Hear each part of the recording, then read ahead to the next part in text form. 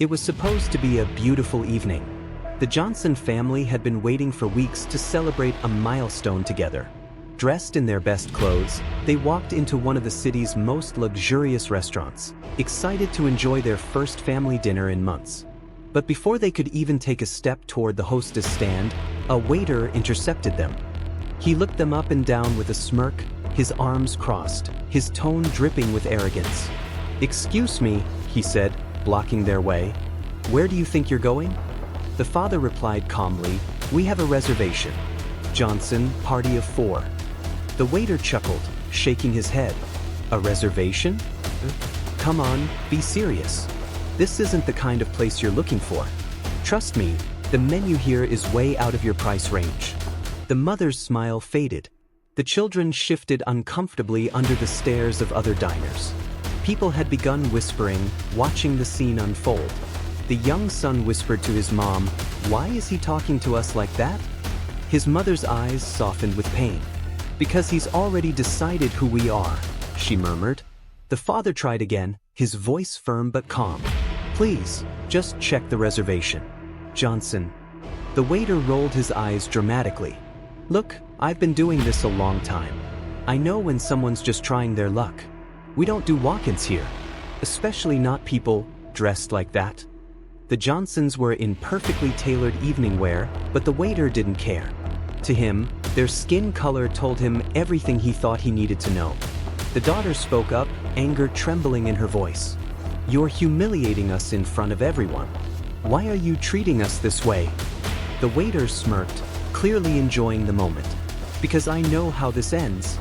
You'll sit down, you'll see the prices, and then you'll suddenly remember somewhere else you need to be. I'm saving you the embarrassment."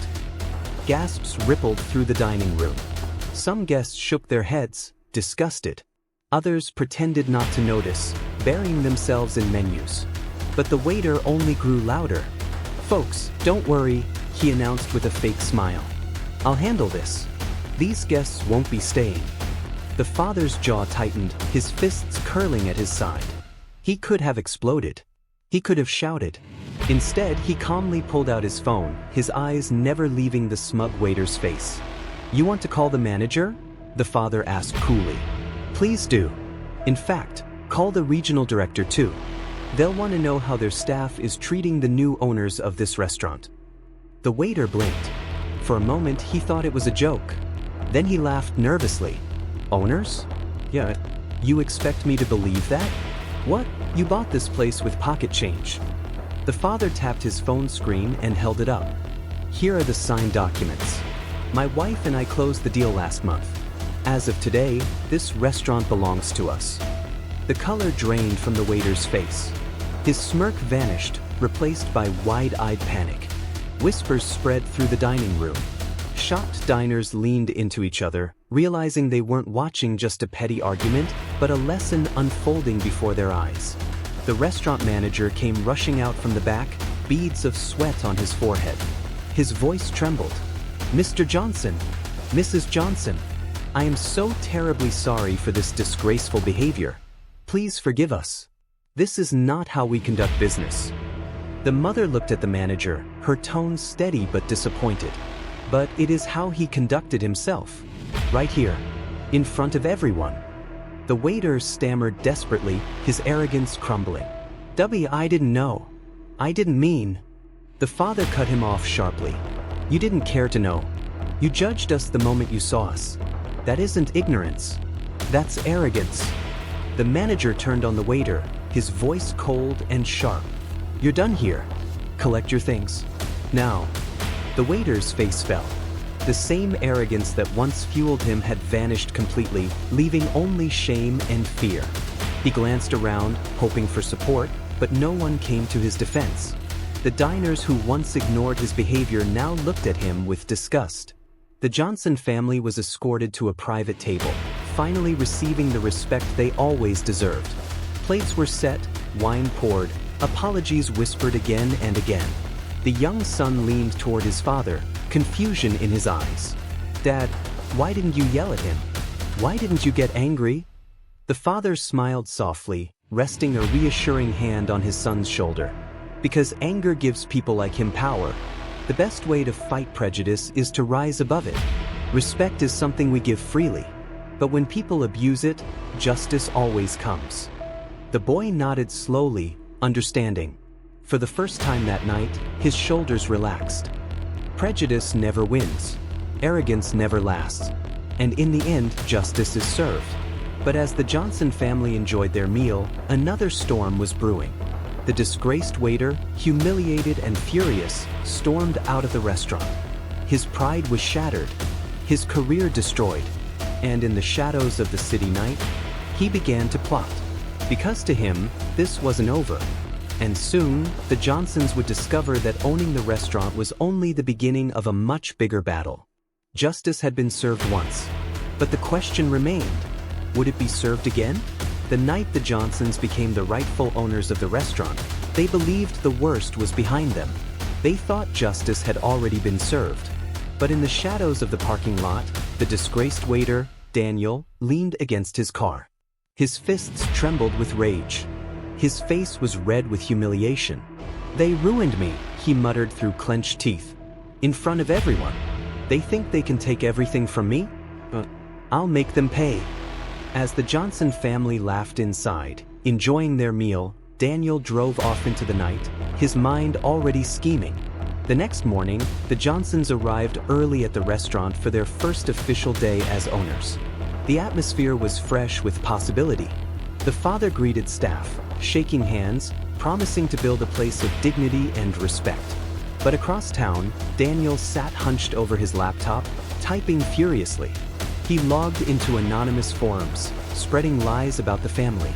He wrote fake reviews online, claiming the food was terrible, the service rude, the owners corrupt.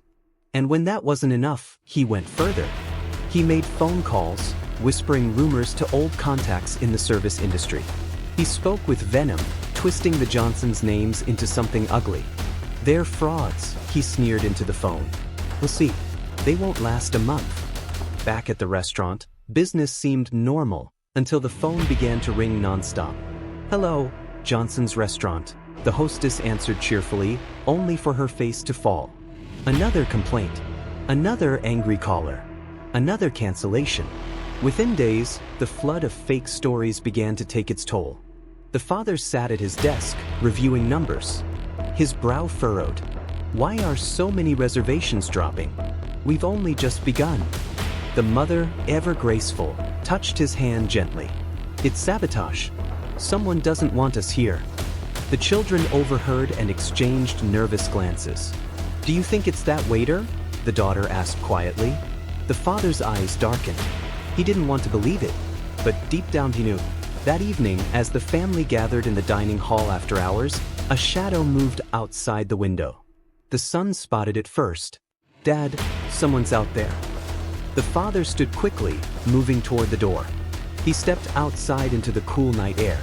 Across the street, a figure stood in the darkness, watching. It was Daniel.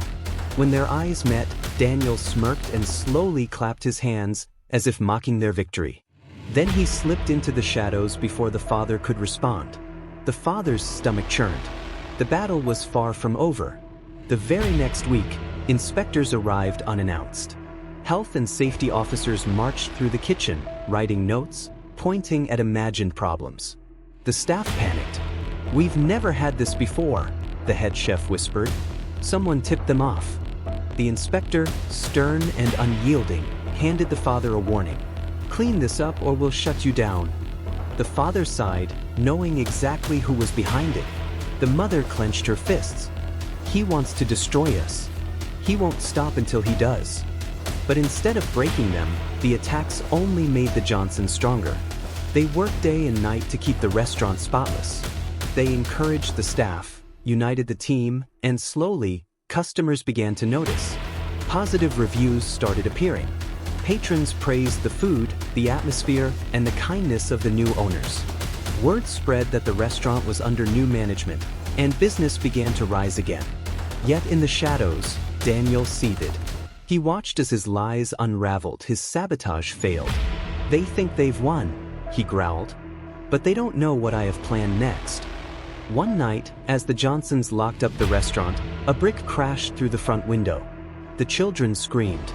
Shards of glass scattered across the floor. The father ran outside, heart pounding. In the distance, he caught sight of a figure sprinting away into the darkness. Daniel. The police were called. A report was filed. But without proof, there was little they could do. The mother held her children close, her voice trembling. He's dangerous. This isn't just about revenge anymore. He wants to hurt us.